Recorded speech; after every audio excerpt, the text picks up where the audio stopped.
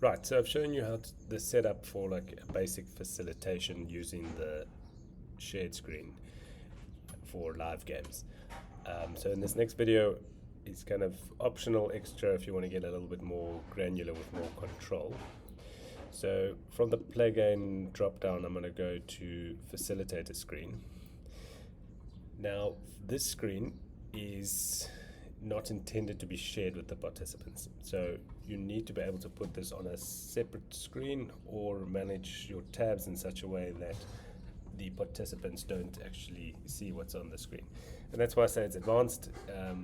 Not everybody is comfortable with doing that. But if you are, it does give you a few more options.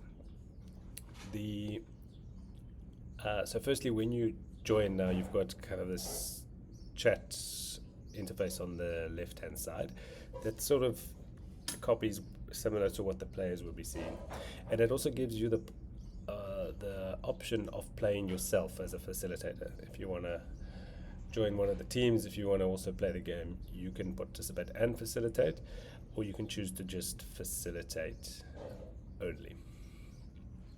Okay, and then as you click through your options, the questions when you roll the dice, etc., are going to come up in this kind of mobile phone looking interface on the left. Okay, so I'll roll one dice here to show you what I mean. The dice rolls, there's the question, and you could reply with your answer if you wanted to also participate in the game with your attendees. Okay, I'm going to hop back to the game that I used for the previous video with the basic facilitation and take it off from there. What I wanted to show you from that one is the extra options that we have up here.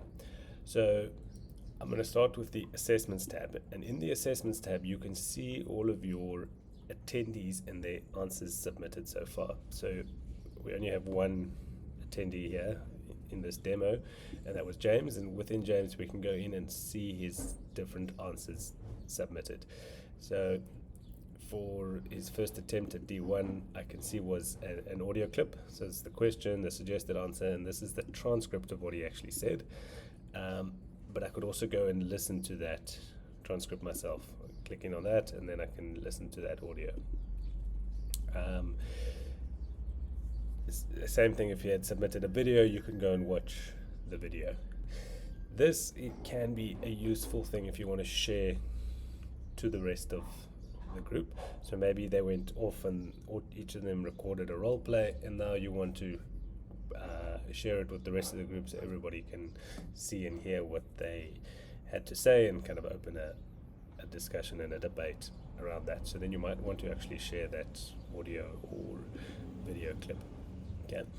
If we look at the assessments here, James got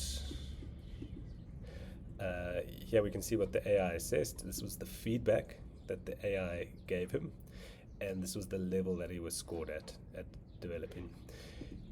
If you disagree with that assessment, you could potentially come here and change it, add a little bit of human touch, or you could also not override that assessment, but rather just add your own additional assessment as a facilitator here. So you could put your own notes in here, change the rating, whatever you think is the right rating, save that assessment. Then that message that you sent and score will actually get sent to James, and you can see that reflecting on James's phone here. So it does give you that option to put a human touch on top of the AI assessment that was given. And also, what I find quite useful is reading the feedback that the AI gave to see what was missing, and can kind of bring that up in discussion and kind of unpack on how they could potentially improve. Okay, next I'm going to look at the dashboard tab. So this is a bit more, it's like the leaderboard, but a bit more interactive. You can see some of the highlight cards at the top, and then you can see your different participants and what they're scoring at. It's currently in a bar graph, or you can see it in a line graph. And once you've had more questions, you can kind of see the trend and if others are catching each other.